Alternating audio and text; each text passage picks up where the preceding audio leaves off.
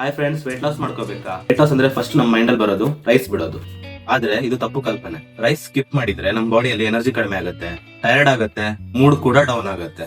Rice ಅನ್ನೋದೊಂದು main source of energy ಆಗಿದೆ. ನೀವು ಕಂಪ್ಲೀಟ್ಲಿ ರೈಸ್ ಅನ್ನ ಸ್ಕಿಪ್ ಮಾಡಿದ್ರೆ ನಿಮ್ಮ day time work, exercise, study ಎಲ್ಲದೂ ಡಿಫಿಕಲ್ಟ್ ಆಗುತ್ತೆ.